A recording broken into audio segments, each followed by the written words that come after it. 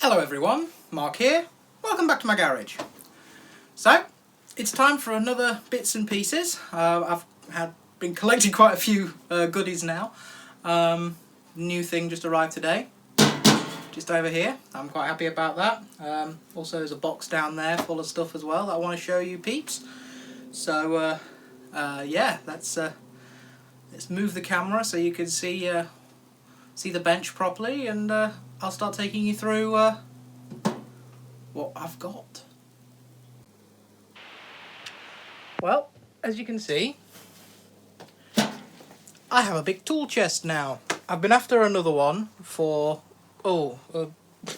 nearly a year now, because yes, I've got the two wooden ones, the toolmakers ones, and they're really nice, but they're quite rare to come by in good condition, and they're really expensive when you do, whereas this was a really good price. Thank you once again to the famous Cracked Spanner, as he's now become famous on this channel, for selling me this at a very reasonable price. So I'm really happy with that. It arrived today at the time of filming this video, so came with a bunch of other stuff that I've put in here now, so it's like a little exploring thing. We're going to explore the chest, see what's inside. Let's start by lifting the lid.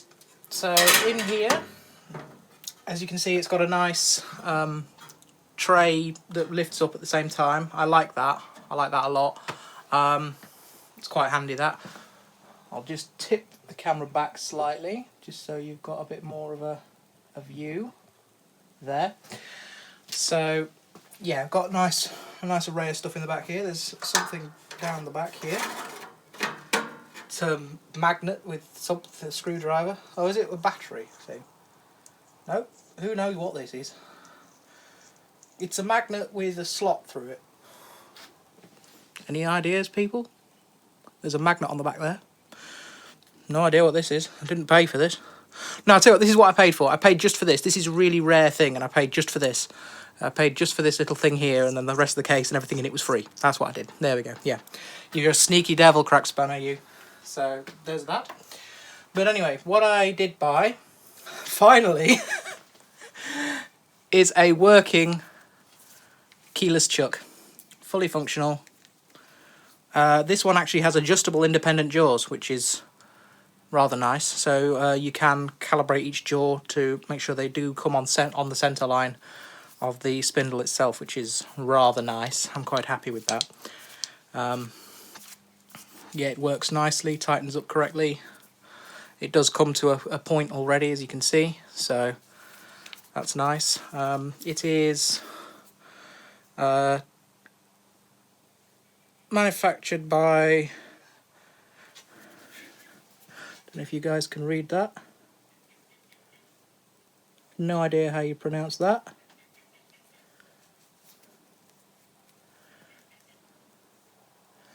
United States of America. America! So, very nice, very nice. I'm not going to lie, I do like American tools and equipment, because they are well made. No, I will not deny that. Most people will make fun of Americans, but the one thing you cannot deny is the quality of their build stuff. It's nice. Nicely made stuff, so that's the first thing that I purchased. Next thing, it needs a bit of a clean up, but this is an actual proper size sign bar. Now, I didn't have one. As you guys know, I bought that little tiny weeny, almost gimmicky toy one. It's about that big. So to actually have a proper one for setting up angles, especially now I've actually got a bigger surface plate to work from, this will be quite nice. By the looks of it, it is handmade. I don't see any maker's mark on it anywhere, although it could be hidden underneath all this surface rust that's on it, so it does need a clean up, I won't deny that. But that's what I have Scotch-Brite and WD-40 for, and a surface plate that I've got a small surface plate then, you know, the little tiny one I first showed you guys. That one actually will work quite nicely then as to work almost as a lapping plate now, so I can use that for that.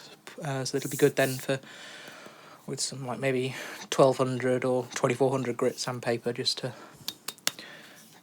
smooth this down, but without removing too much material, just to get rid of the surface imperfections. So nice other purchase that I am rather happy with. So let's get to the drawers now.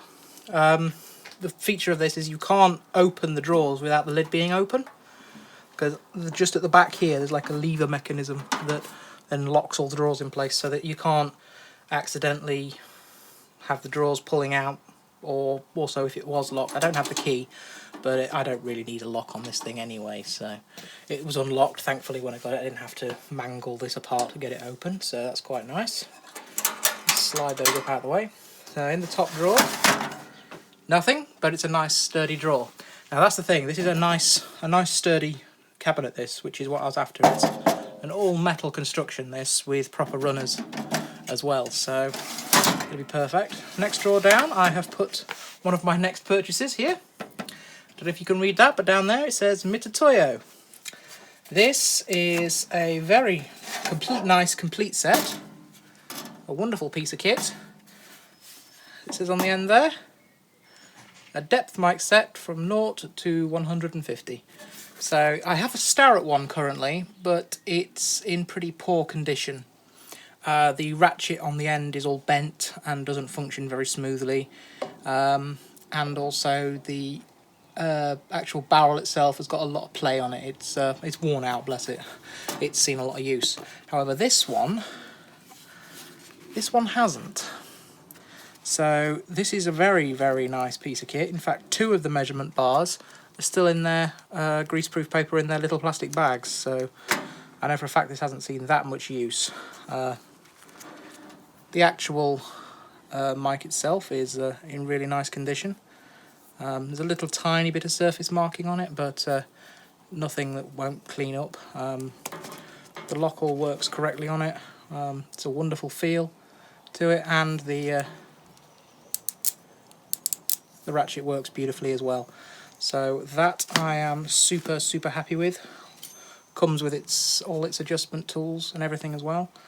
That I'm really happy about with. So this was another very, very nice purchase, this one. I'm very happy with that one. And in the final drawer, we have, I don't know if you can make that out, that's More and Right. Actually, I like the way their symbol is. I've just realised you can flip it either way up and it'll say M and W no matter which way up it is. Sadly, the hinges have rusted away on this box, but inside is a load of different goodies, which I am very happy about. There's a lot of nice little goodies in here. So that's just a bit of packing foam, so that's the best thing. I mean, that is just in beautiful condition. I mean, look at that packing foam, you know, it's that nice quality dense packing foam. That, you know, it's really good quality stuff. That I'm glad I paid for that. That's amazing. That. Anyway, all joking aside, now to the actual feature. So this is something I've been after for well, since I started my shop. Really, was actually a decent adjustable set square, along with the angle adjust, the protractor, and a circle center finder as well. So it's a very nice little setup here. I also just happened, thanks once again to Crack Spanner, for the spare one, because one of the bubbles in here is gone, whereas the other one isn't. So I'm hoping I can maybe switch the two between the two. Depends how I feel. If not, I have a spare one. I do have a friend who could do with one of these anyway, so I might just give him that as it is. Then I have a nice wiggler set, which is wonderful. This is a nice new thing, a complete wiggler set. I mean, yes, you all probably know of the Starrett ones, which is fine, but at the end of the day, if it works and still actually does what I need it to do, well, who cares whether it's Starrett or some other brand? You know, at the end of the day, if it works and doesn't fall apart the first time you use it, then it's a good piece of kit. You may as well use it. Then in here, let me move that out of the way. there are also then a load of edge finders. This one is not a very good example right now because it's a bit it needs a bit of a clean up. It's got a lot of grease in that slot. It's very, very sticky, old grease. That really, I just want to take that apart and just clean it up and then replace that with either some fresh grease or some nice heavy like whey oil or something instead. But that's nice. It's all there, all together. So that's that one. Put that up there. And then there are a bunch of the other sort. This is the double-ended type. Oh, too high there, sorry guys. Double-ended type, this is the cone tip one. Nice sharp point. They move freely. No issues there with those. That's quite nice. There's a bunch of those here. This is the one with the big end on it as well. So they move together quite nicely. Then I have some smaller ones as well. So there's a smaller one of these type here, which is nice. This will be quite useful for using in maybe my little mini mill, although given its issues that I've discovered, that one could do with a lot of attention really before it's usable again. Then there's a solid end, just a big diameter one. That one again could do with dismantling and a bit of cleaning. It's a bit crunchy, but it is dismantleable. I don't know if you can see, there's a slot screw in there. Just take that apart and clean that nicely. It has been ground, so that's fantastic. And the last one is solid apart from a small nib on the end as well. Again, the right diameter for maybe using in my mini mill, but if not, my main mill might benefit from some smaller diameter ones as well. So that is wonderful and very handy. And finally is just another little centre finder thing, doing circles or whatever, or angles or anything weird really. Again, there's no maker's mark on this, so it's either an import or homemade. Looking at the tooling marks on it, I think it's homemade. And the way it's done, it does look homemade to me, especially given the fact that it's a saw cut end on there. So very nice indeed, very nice indeed. So yeah, there's my nice set of my nice adjustable set square, which I do like this. Yeah, as you can see, the bubble has gone in this one. I don't know if you can see the bubbles actually. All the juice has disappeared out of that one. It's lost all of its tasty juice, so that's fine. It does slide, although the ruler could do with a bit of tidying up. Got a bit of surface rust and stuff on there. Nothing a bit of wire wool or Scotch-Brite won't fix. So that's nice. Again, also on this edge here, a bit of grime, but that will clean up. This is Moore and Wright, as it said on the box. Don't know if you guys can read that. Moore and Wright, right there, and on the ruler itself, right there as well. Beautiful, beautiful, beautiful, beautiful. This is done in nice fine graduations here as well, so that's wonderful. It is entirely imperial, but I really don't mind. An awful lot of the work I do in this shop actually is imperial. I will admit, actually, I do a lot more imperial than metric, which is quite surprising really when you think about it, when you consider how old I am and what system I was taught at school. Yes, I did go to school, before any of you say anything. I'm not just some urchin. I did actually go to a school.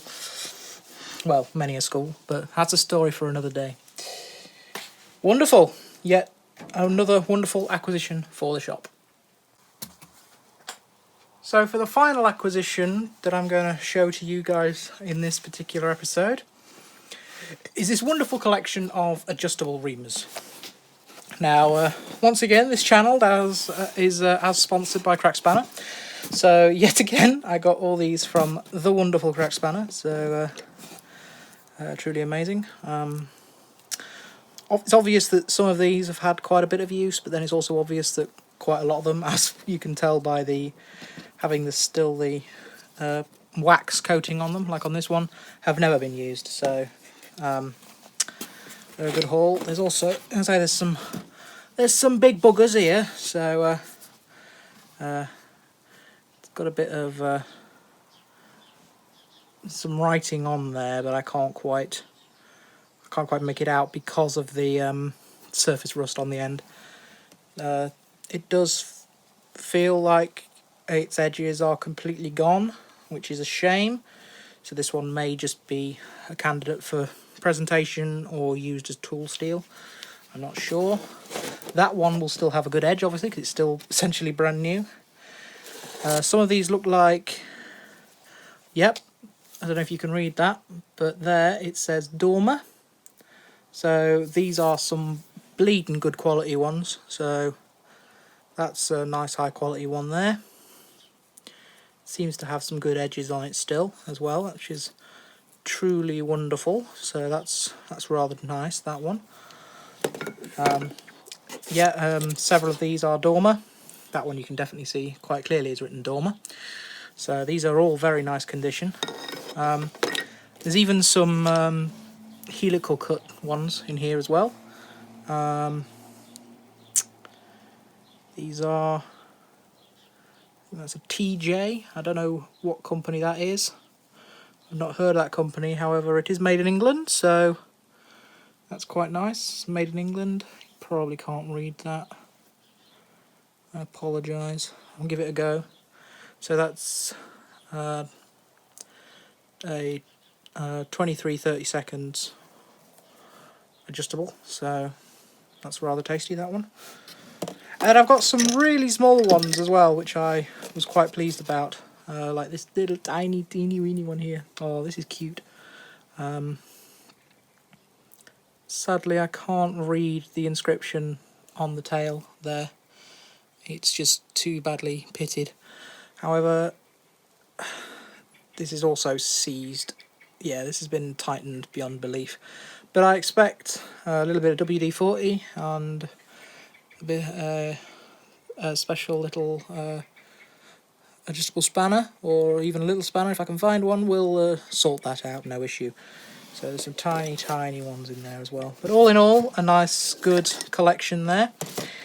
Kind of what I've been waiting for the my new tool chest, actually, was to be able to put these in an actual tool chest. So I'm glad that that's here now, as I've shown you a minute ago. So that is rather nice indeed. So just a quick update on the milling machine, my new mill. All of it is completely adjusted, gibs are properly selected, and yesterday I actually spent time and trammed the head. Now this isn't its final resting place, so I will need to dismantle it to move it anyway once I have got the proper bench for it to sit on. That's on its way, hopefully. I've placed the order for one, so hopefully it'll be on its way sooner enough. All welded steel construction. Because yes, I have a welder, but it's I think it was made in the 70s, and its wiring is of dubious quality, shall we say. So I'm always a bit nervous to use it, especially to do a big heavy job like welding up a big steel fab job for bench. So I'm looking to hopefully get a new welder soon. I'm hoping anyway. We'll have to see maybe what Father Christmas brings me this year. Like I said, everything's sorted. One thing I did do yesterday, sorry I didn't get any film of it, guys, I'm sorry about that, is that I made a metric M10 drawbar for this as well. So I have the Imperial drawbar here. This is 5/8 Whitworth on the end here.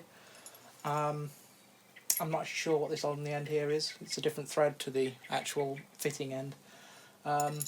I just did the same principle as when I did the collet chuck on my Super 7 lathe.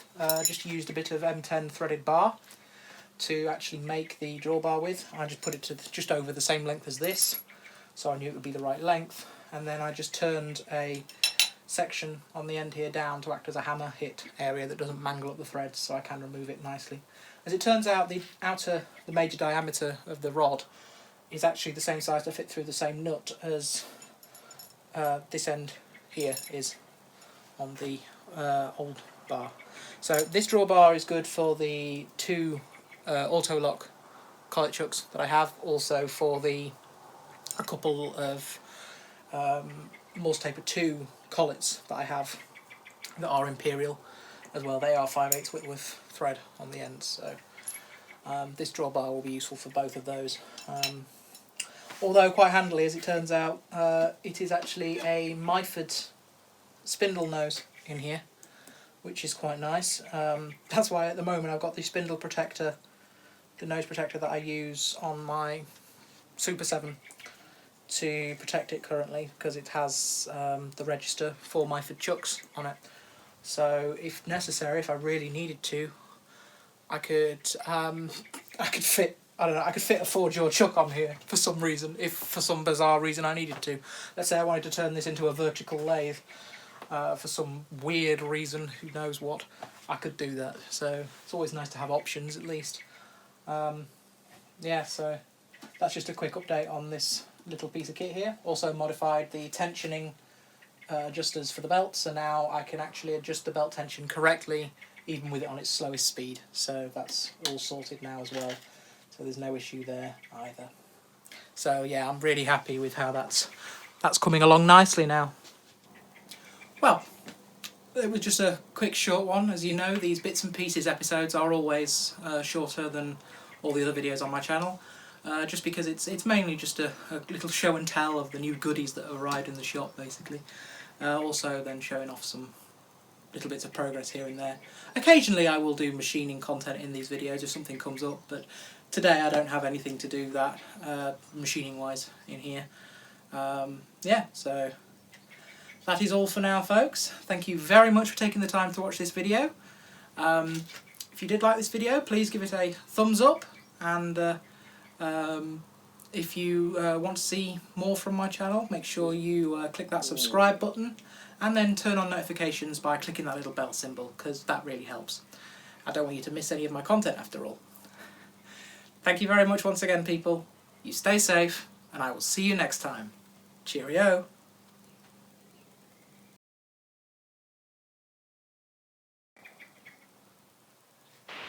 Just a quick update on the mill. Oh, bloody hell. I don't know, sometimes I think I need a bigger garage.